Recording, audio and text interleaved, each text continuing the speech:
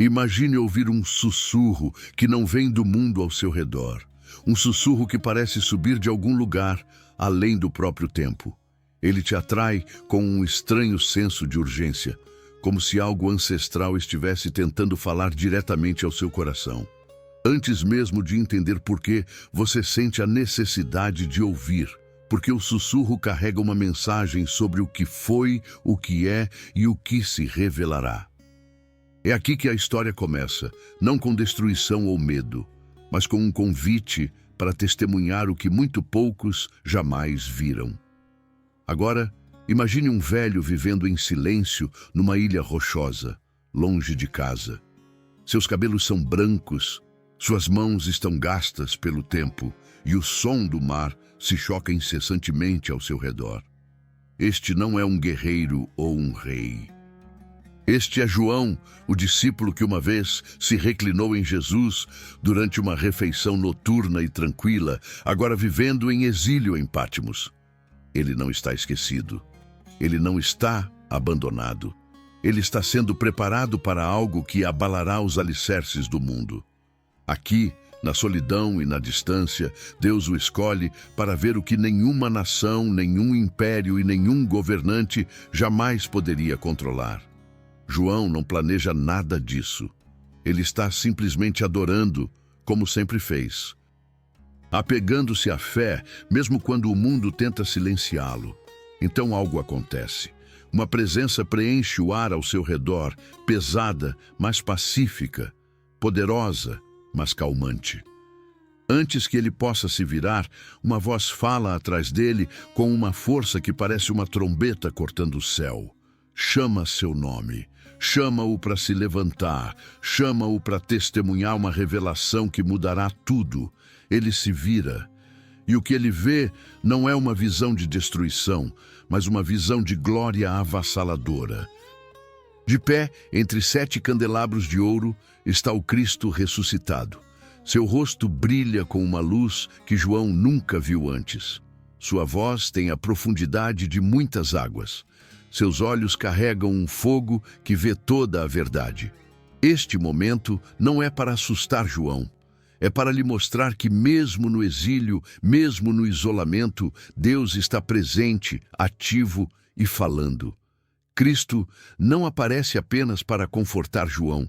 Ele vem com uma ordem que impulsiona a história adiante com propósito. João é instruído a escrever tudo o que vê, tudo o que ouve e tudo o que é revelado, porque a mensagem não é só para ele. É para os crentes de todas as cidades, de todas as gerações, em cada momento em que a fé é testada e a esperança é necessária. A revelação começa com 7 cartas, palavras enviadas diretamente de Cristo para comunidades reais, enfrentando desafios reais. A primeira carta é enviada a Éfeso, uma igreja forte e disciplinada, conhecida por sua perseverança e amor pela verdade. Mas algo mudou em seus corações. Eles defendem o que é certo, mas não carregam mais o mesmo amor que um dia preencheu tudo o que faziam. Cristo reconhece sua força, mas também expõe seu afeto enfraquecido. Ele os chama a retornar ao amor que tinham antes. É uma mensagem que ainda fala hoje. Com que frequência perdemos o coração por trás de nossas ações? Com que frequência esquecemos por que começamos? Então, João é levado a Esmirna, uma igreja enfrentando profundo sofrimento. Eles são pobres aos olhos do mundo, mas ricos aos olhos de Deus. Cristo conhece a dor deles, conhece o medo deles, sabe o que está por vir. E ele os chama a resistir, mesmo quando a escuridão parece próxima. O sofrimento deles não é o fim. A fé deles será coroada com vida. Em seguida, Pérgamo, uma igreja que se mantém firme em uma cidade cheia de oposição. Eles se apegam à fé, mesmo em um ambiente hostil. No entanto, dentro deles, a transigência começou a crescer como uma ferida oculta. Cristo elogia sua coragem, mas os adverte sobre as ideias e influências que estão desviando alguns. É um lembrete de que o perigo muitas vezes começa silenciosamente, não com ataques barulhentos, mas com mudanças sutis. Depois, Tiatira, um lugar onde amor, serviço e perseverança são evidentes, mas uma tolerância perigosa entrou em sua comunidade. Cristo vê o progresso deles, mas também vê a mistura que ameaça enfraquecê-los. Ele os chama a permanecerem ancorados na verdade, porque nem toda voz que soa espiritual está conduzindo para a luz. Sardes segue, uma igreja que parece viva por fora, mas está enfraquecendo por dentro. Eles têm fama de força, mas sua vida espiritual está se debilitando. Cristo não os condena, ele os chama a acordar, a fortalecer o que resta, a se reconectar com o que é verdadeiro antes que se perca.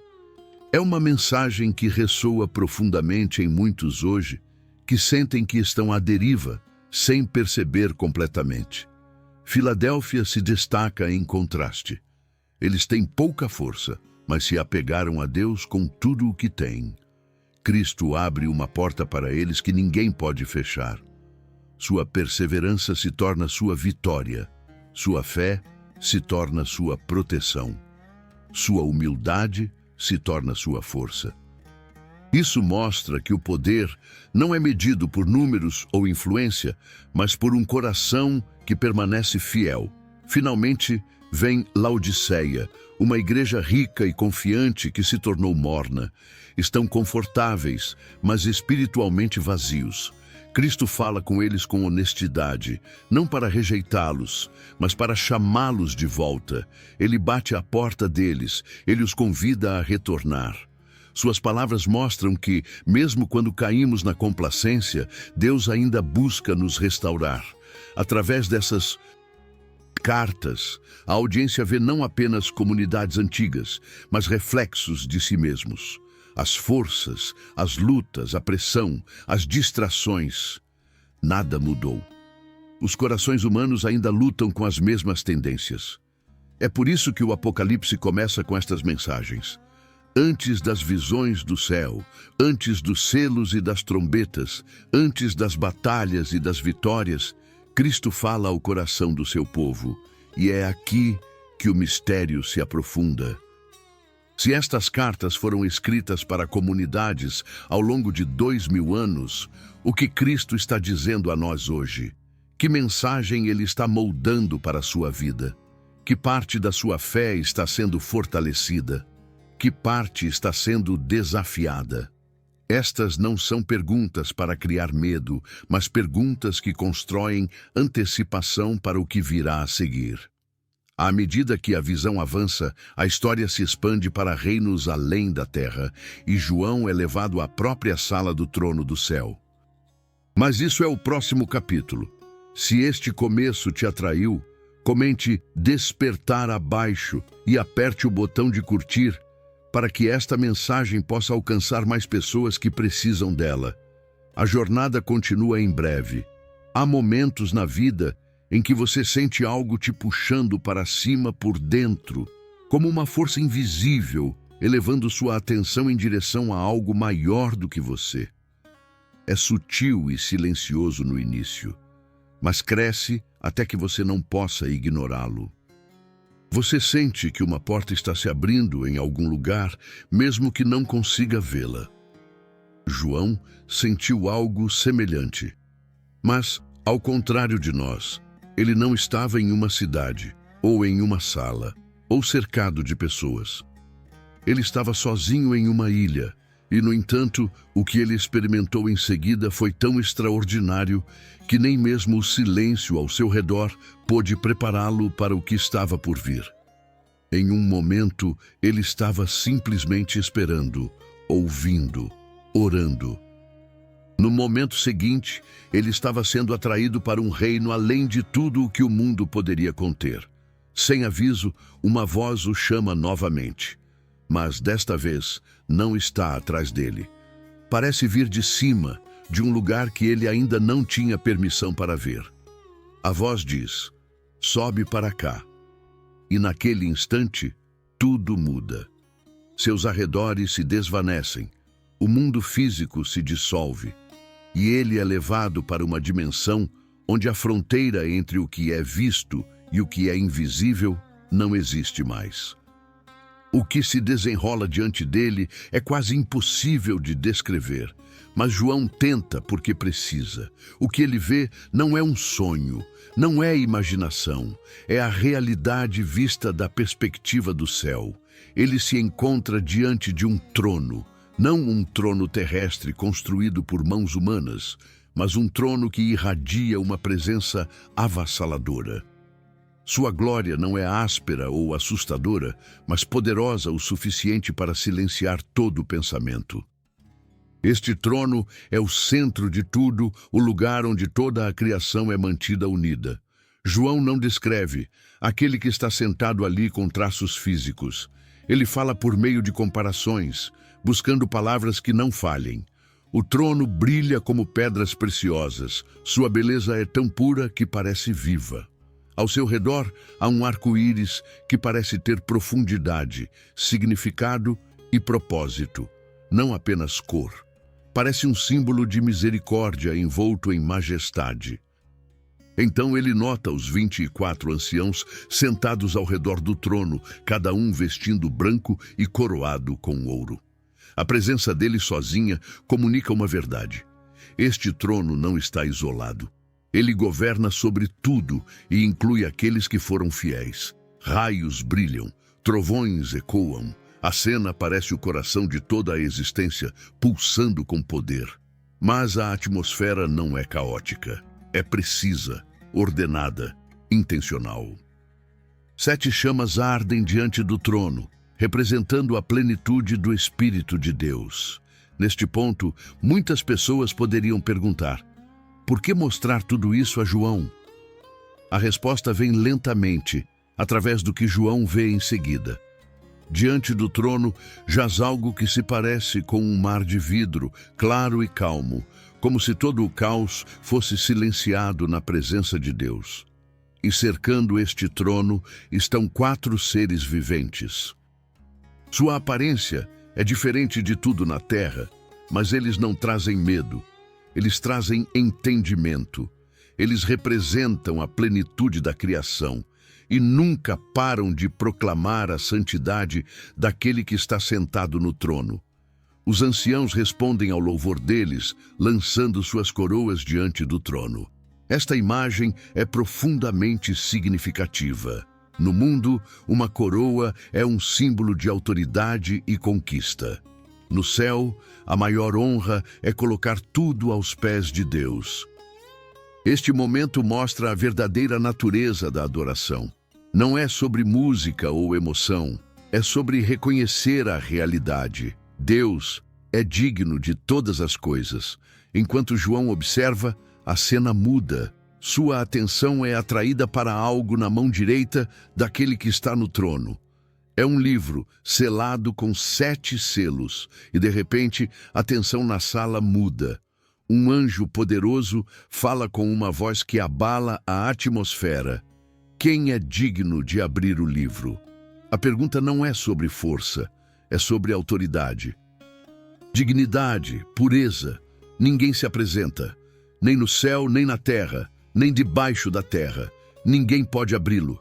Ninguém pode sequer olhar para dentro. Esta percepção atinge João tão profundamente que ele começa a chorar. E é aqui que um poderoso compasso emocional entra na história. João não está chorando por curiosidade. Ele está chorando porque o desdobramento do plano de Deus parece impossível. Sem o livro, o futuro permanece selado. A justiça permanece incompleta. A redenção não pode ser totalmente revelada. Mas então algo inesperado acontece, algo que muda todo o tom do momento. Um dos anciãos se aproxima de João e lhe diz para parar de chorar. O ancião direciona a atenção de João para uma figura que ele não notou antes. É o leão da tribo de Judá, aquele que venceu. João olha, mas o que ele vê não é um leão, é um cordeiro de pé, mas carregando feridas. Um cordeiro que foi morto, mas que vive. Esta é uma interrupção de padrão na visão.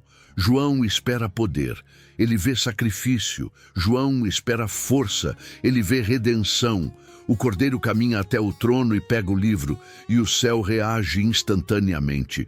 Tudo irrompe em louvor. Os seres viventes caem, os anciãos caem, harpas são tocadas. Taças de ouro são cheias com as orações do povo de Deus, e eles cantam um novo cântico, declarando que o Cordeiro é digno porque comprou pessoas para Deus com seu próprio sangue. Então milhares sobre milhares de anjos enchem a cena. Suas vozes se elevam como um som único: digno é o Cordeiro. Sua declaração abala o universo.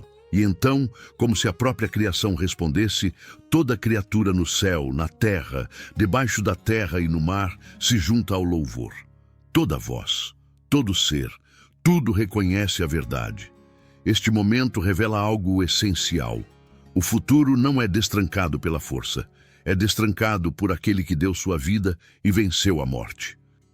O Cordeiro abre o primeiro selo e a história do que está por vir começa. Mas esse é o próximo capítulo. Se esta parte elevou sua mente e seu coração, comente elevado e aperte o botão de curtir para que mais pessoas possam se juntar a nós no próximo capítulo. A jornada continua em breve.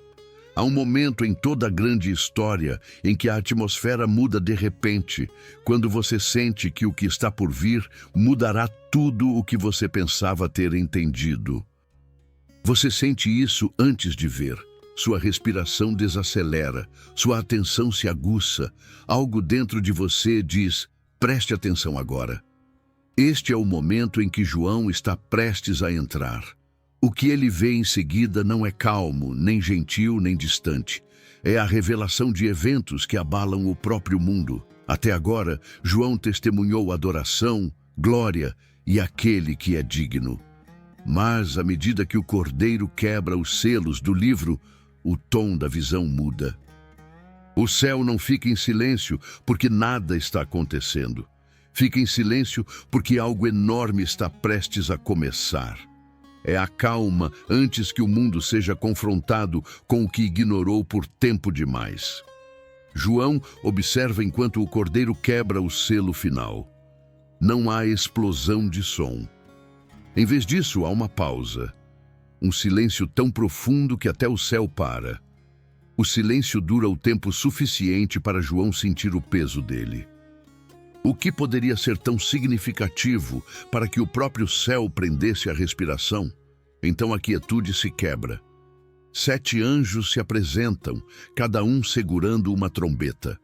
A presença deles sozinha comunica algo sério. Estas trombetas não são instrumentos para música, são avisos, são anúncios. São sinais de que a humanidade chegou a um ponto em que não pode mais ignorar a realidade da autoridade de Deus. Outro anjo se aproxima do altar do céu, carregando um incensário de ouro. Ele o enche com incenso misturado com as orações do povo de Deus. Este detalhe é importante. Antes que qualquer julgamento seja liberado, as orações dos fiéis sobem diante de Deus. Seus clamores, lutas, esperanças e perguntas tornam-se parte do que se desenrola a seguir. A fumaça sobe, o anjo pega fogo do altar e o lança sobre a terra. E de repente trovões ecoam, raios brilham, o chão treme. O primeiro anjo levanta sua trombeta.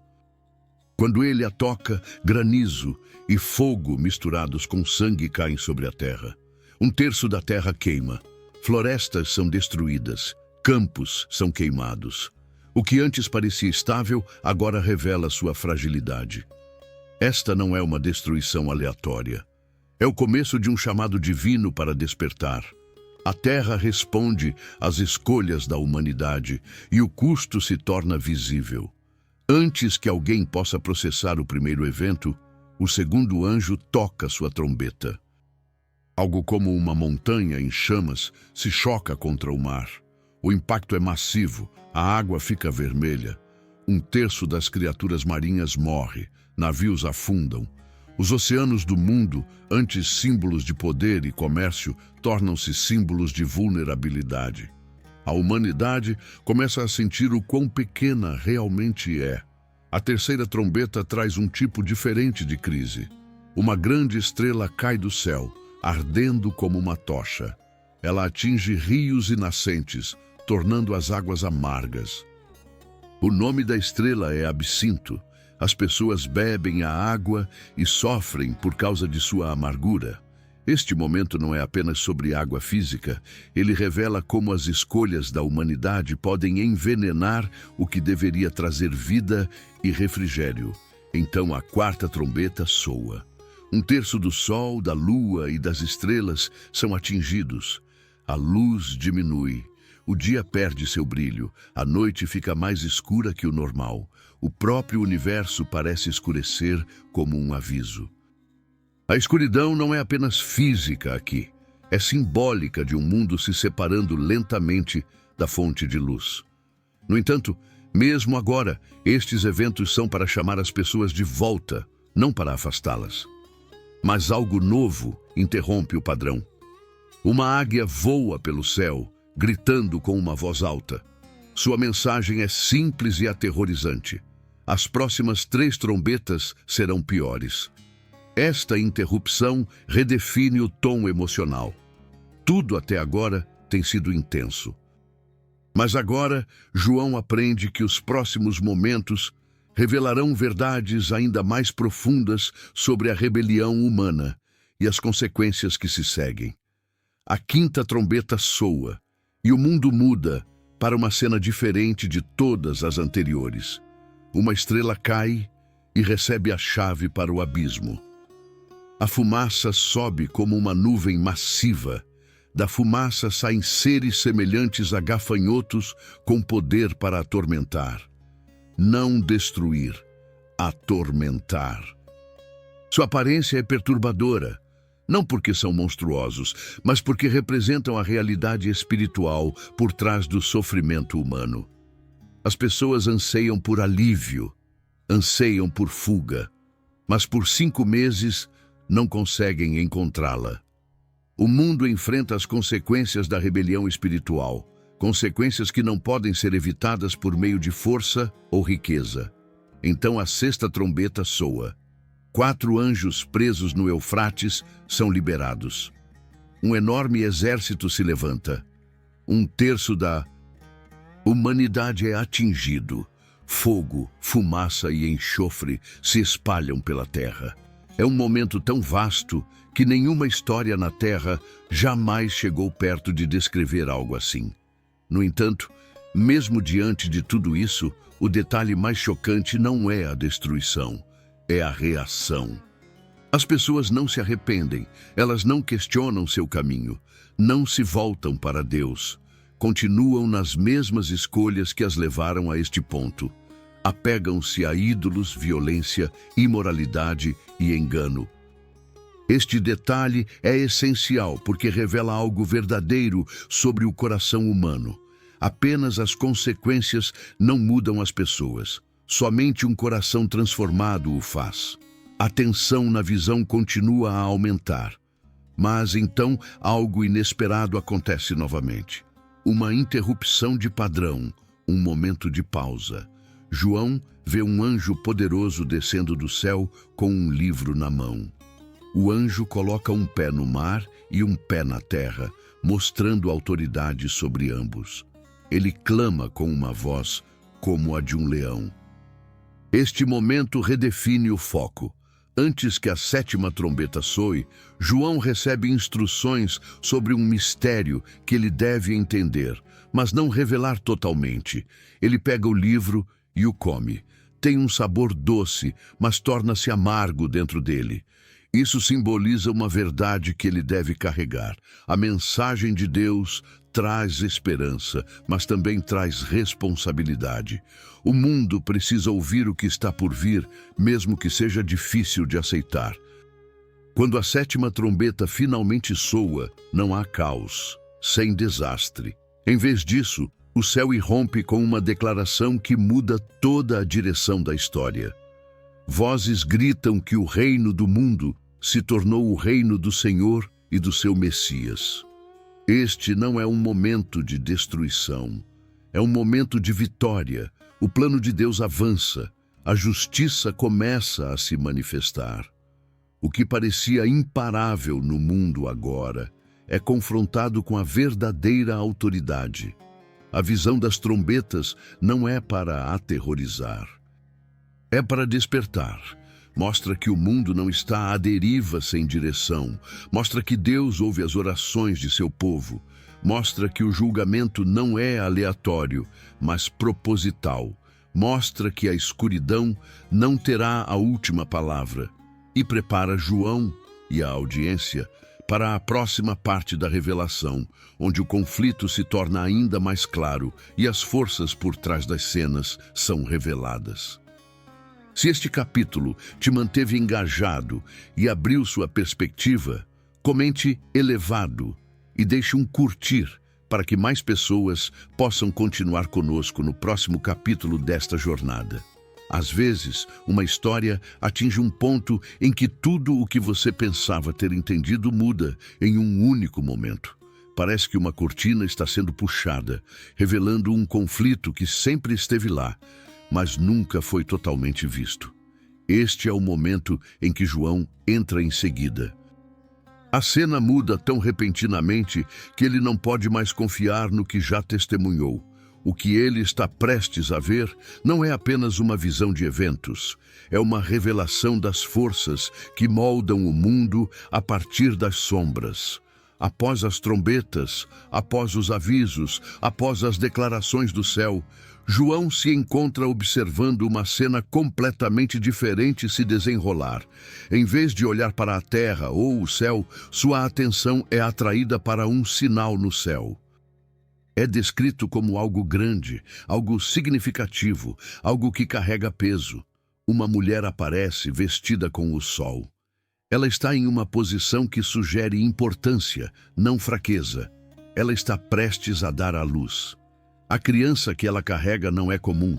Ele representa propósito, autoridade e destino. Mas antes que a criança nasça, outra presença entra em cena. Um dragão. Sua aparência é impressionante. Tem 7 cabeças e 10 chifres. Ele irradia hostilidade. Seu propósito se torna claro imediatamente. Ele quer devorar a criança no momento em que ela nascer. Este é o momento em que a tensão se torna real, quando a audiência entende que o conflito que o Apocalipse descreve é mais do que lutas terrenas. É uma guerra espiritual que existiu antes da história humana e continua ao longo dela. A criança nasce, o dragão se move, pronto para atacar, mas a criança é levada para Deus e protegida. A mulher foge para um lugar preparado para ela, e pela primeira vez a audiência vê um padrão que se repetirá ao longo de toda a revelação. O mal se move rapidamente, mas Deus se move com autoridade. João, então, vê algo inesperado. O cenário muda novamente, não para a terra, mas para o céu. Uma batalha ocorre. Miguel e seus anjos lutam contra o dragão e seus anjos. O dragão perde. Ele é expulso do céu. Ele cai na terra. Este único momento muda o equilíbrio de tudo. O inimigo não pode mais acusar na presença de Deus. Ele agora está limitado, confinado e enfurecido. O dragão volta sua atenção para a mulher. Ele tenta subjugá-la, tenta quebrá-la. No entanto, ela é protegida novamente. A terra se abre para engolir a inundação que ele envia contra ela. O dragão percebe que não pode alcançá-la. Então, ele se volta contra a descendência dela. Aqueles que guardam os mandamentos de Deus e permanecem fiéis ao testemunho de Jesus. Este momento muda o tom novamente, revela porque o mundo muitas vezes se sente hostil àqueles que tentam viver com integridade e fé. O conflito não é aleatório, tem direção. Então João vê outra figura subindo do mar. Esta é a primeira besta. Sua aparência reflete poder e autoridade. Ela recebe sua influência do dragão. As pessoas se maravilham com ela, elas a seguem, suas feridas são curadas, sua influência cresce, ela fala contra Deus, exige lealdade. Trava guerra contra os fiéis, e o mundo faz uma pergunta que ecoa por gerações: quem pode se opor à besta?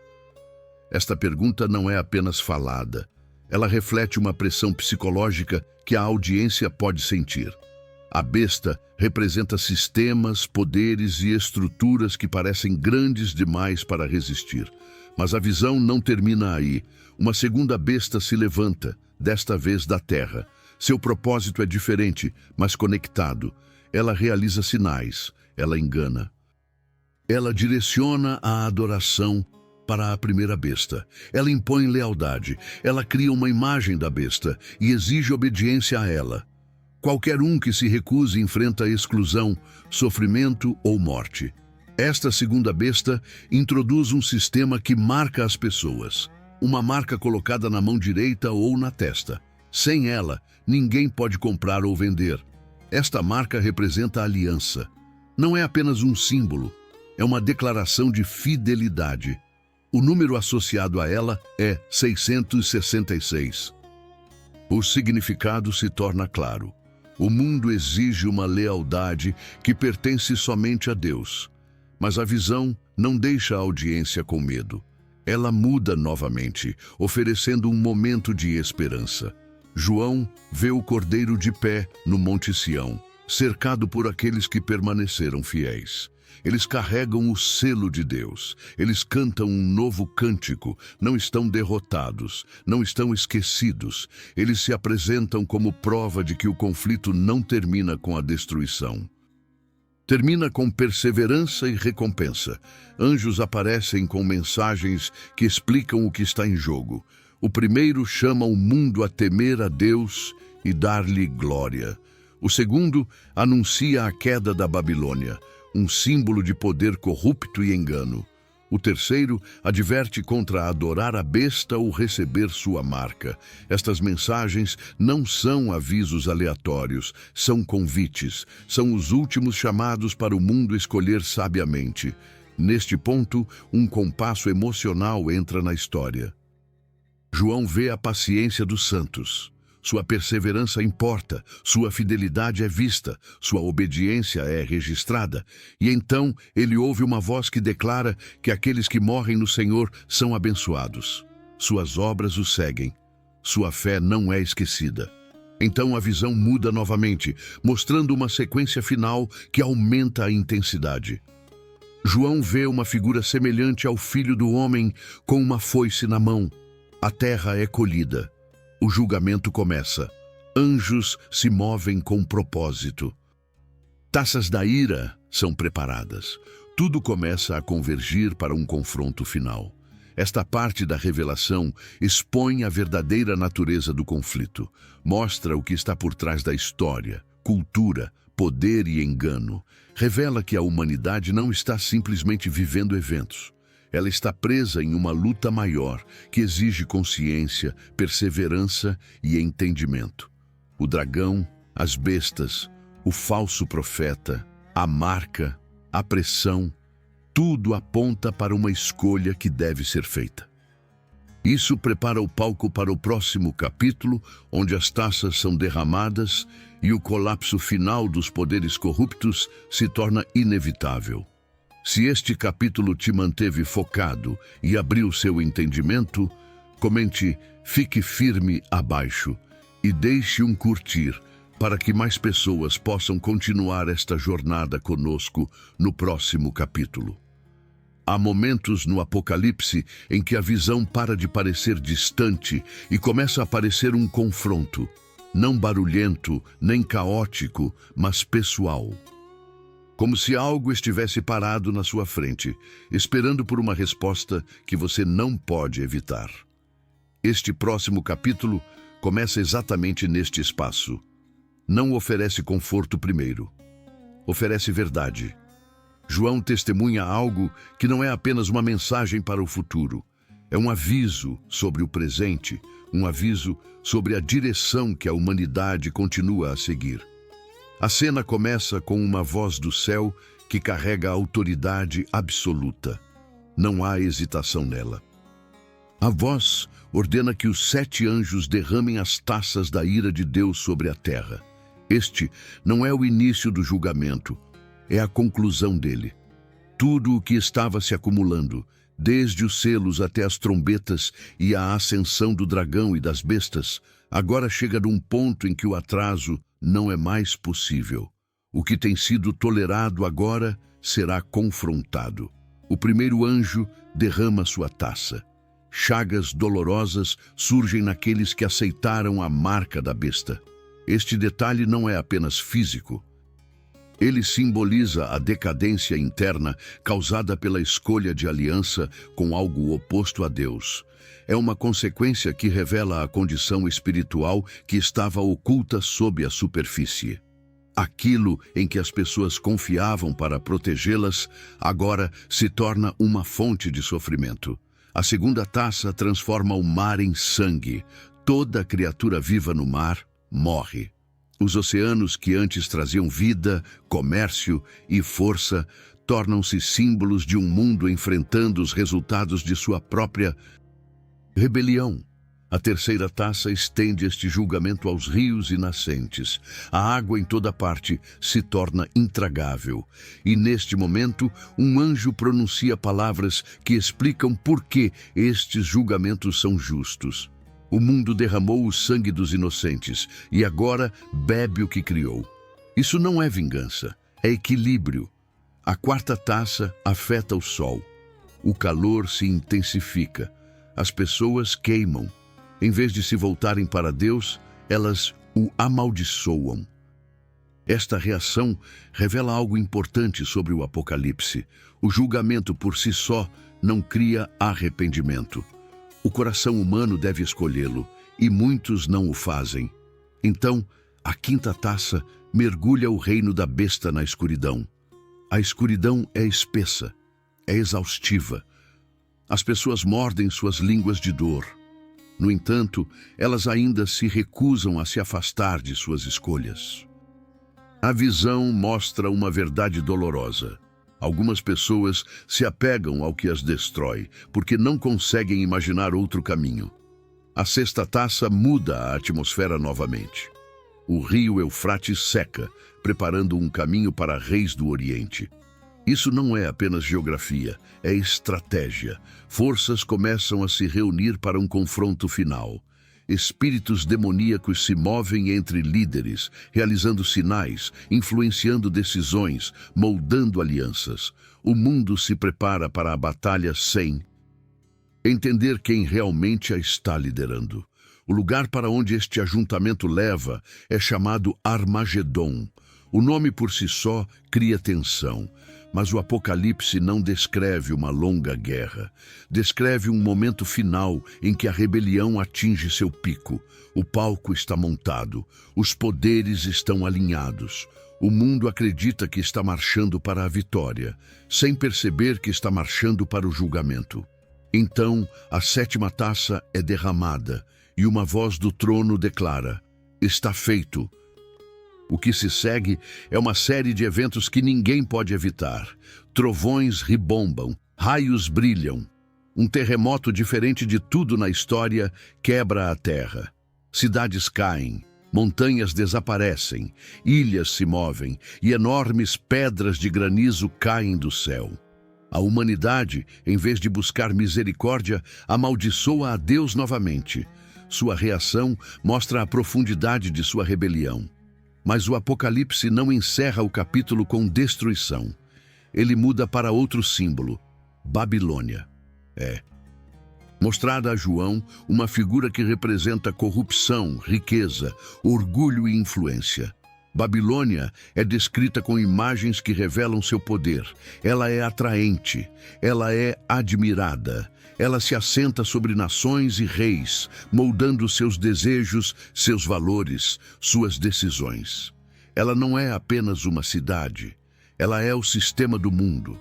A busca por poder, riqueza e prazer sem Deus. O anjo explica que a influência de Babilônia alcançou reis, comerciantes e pessoas comuns. Suas promessas pareciam satisfatórias, mas eram vazias. Elas afastaram as pessoas do que importava. Criaram falsa segurança. Ofereceram conforto sem substância. E agora, o fim dela chegou. O céu anuncia que Babilônia caiu. O colapso é descrito como repentino. Em uma hora, tudo o que ela construiu desmorona. Sua riqueza desaparece. Sua influência morre. Reis que antes a desfrutavam ficam à distância e choram, não porque a amavam, mas porque perderam o que ela lhes dava. Comerciantes choram porque ninguém mais compra seus bens. Donos de navios lamentam porque sua economia se foi. O luto deles expõe a verdade. A lealdade deles nunca foi sobre relacionamento, foi sobre ganho. Então, outra voz clama: saiam dela, povo meu. Este aviso mostra que Deus não quer ninguém preso à influência de Babilônia. Ele chama seu povo a evitar a mentalidade dela, suas prioridades, suas tentações. Este momento não é sobre geografia, é sobre identidade. Ele faz uma pergunta que alcança através do tempo. Quem molda seus valores? Quando Babilônia cai, seu julgamento se completa. A corrupção que ela espalhou, as injustiças que protegeu, o orgulho que celebrou, tudo isso é confrontado. E o céu se alegra, não porque a destruição é celebrada, mas porque a justiça finalmente chega. O que estava errado é corrigido. O que estava escondido é exposto. O que era opressor é removido. Mas este capítulo contém algo ainda mais importante: uma transição. Com Babilônia caída e as taças derramadas, a história se prepara para a chegada do rei. Tudo o que acontece em seguida leva a um confronto final, um ato final de autoridade, uma declaração final que encerra a rebelião do mal para sempre. Este momento não é mais sobre avisos, é sobre resolução, é sobre o rei voltando para estabelecer o que não pode ser abalado novamente. Se este capítulo te manteve engajado e te deu clareza, comente "A Justiça Vence" e deixe um curtir para que mais pessoas possam continuar a jornada no próximo capítulo. Chega um ponto em toda a história onde você sente que algo final está se aproximando. Não um fim que fecha um livro, mas um fim que parece um começo pelo qual você estava esperando sem perceber.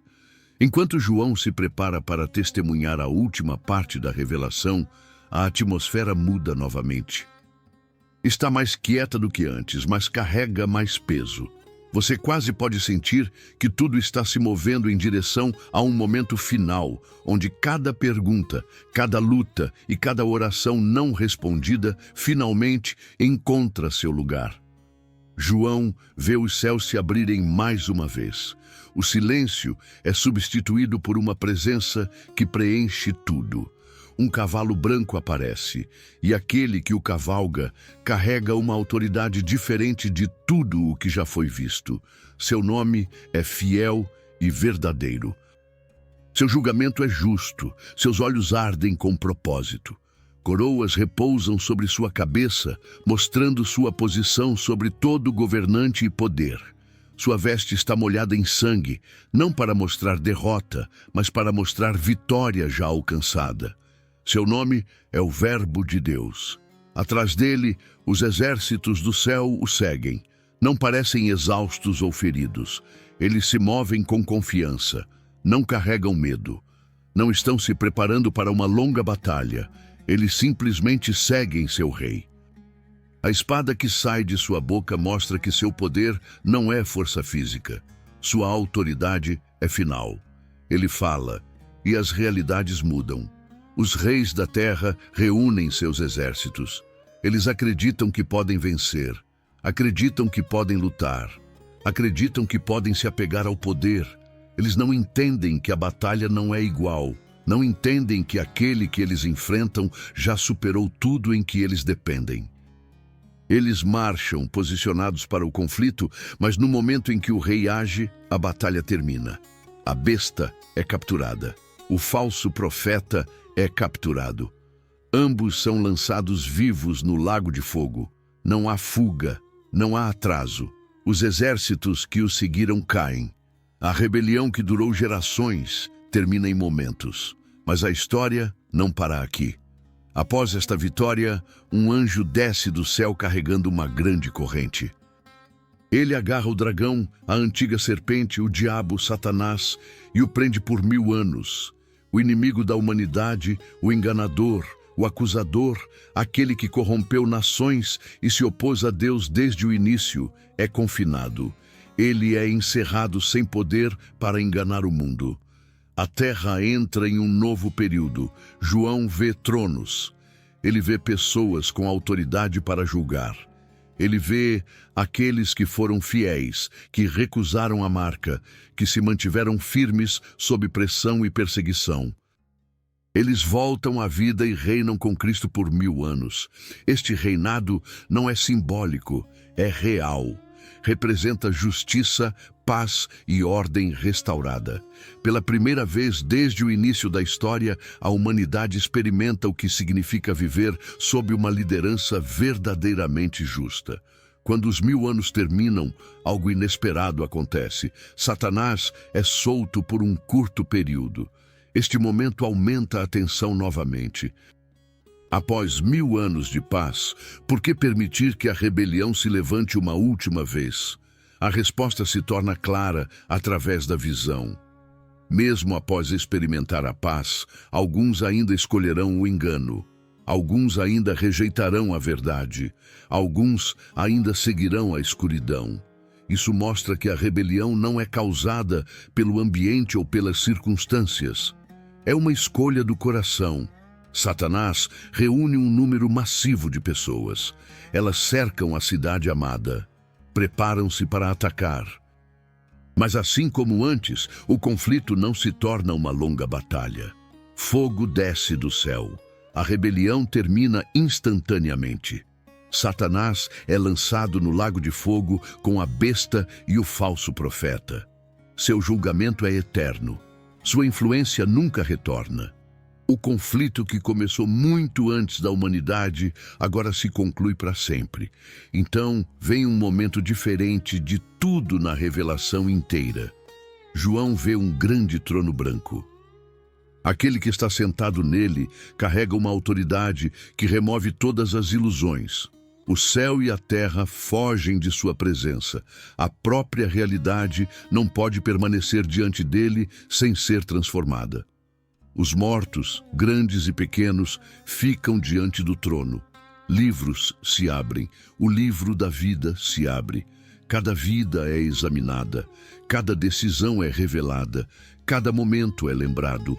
Aqueles cujos nomes não estão no livro da vida enfrentam a segunda morte, o lago de fogo. Este julgamento é final. Não é cruel, não é apressado, é justo. É o resultado de escolhas feitas livremente. É a separação entre aqueles que queriam a Deus e aqueles que o recusaram. Então, após o julgamento ser concluído, João vê algo completamente novo. Um novo céu e uma nova terra. O primeiro céu e a terra passam. O mar desaparece. João vê a cidade santa, a nova Jerusalém, descendo do céu. Ela está preparada como uma noiva, linda e pronta. Uma voz do trono anuncia algo que a humanidade anseia desde o início. Deus agora habitará com seu povo. Eles serão dele. Ele será deles. Ele enxugará toda lágrima dos seus olhos. A morte não existirá mais. A dor não existirá mais. O luto não existirá mais.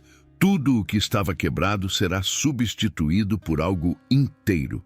Aquele que está sentado no trono diz: estou fazendo novas todas as coisas.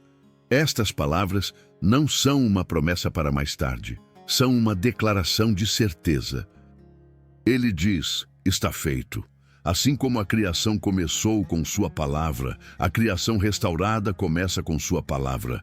É mostrada a João a Nova Jerusalém em detalhes. Seus muros são fortes, seus alicerces são preenchidos com pedras preciosas, seus portões nunca fecham. Não há templo porque Deus e o Cordeiro são o templo. Não há sol nem lua porque a glória de Deus dá luz. As nações caminham nessa luz. Nada impuro entra. Apenas aqueles escritos no livro da vida do Cordeiro. João vê um rio de vida fluindo do trono. A árvore da vida está em cada lado do rio. Seu fruto traz vida. Suas folhas trazem cura. A maldição que começou no jardim é removida para sempre. As pessoas servem a Deus. Elas veem sua face. Seu nome está em suas testas. Não há noite, sem perigo, sem medo. Tudo reflete paz, identidade, propósito e vida eterna. Então a visão muda para a mensagem final. O próprio Jesus fala. Ele diz que está vindo em breve. Ele abençoa aqueles que guardam as palavras desta revelação. Ele adverte que nada deve ser adicionado ou removido dela. Ele convida todos os que têm sede a vir e tomar da água da vida gratuitamente. Este convite final mostra que o coração do Apocalipse não é o medo, é a esperança. Não é sobre destruição, é sobre restauração. Não é sobre punição, é sobre escolha.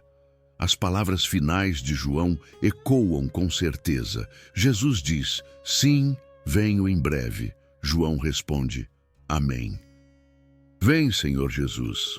A graça do Senhor Jesus esteja com o povo de Deus. É assim que a revelação termina. Não com desespero, mas com expectativa. Se este capítulo final moveu seu coração, comente "Estou pronto" abaixo e se inscreva para continuar recebendo mais conteúdo como este. E se você quiser continuar explorando revelações, mistérios e história bíblica com profundidade e clareza, certifique-se de se inscrever no canal para nunca perder o que está por vir.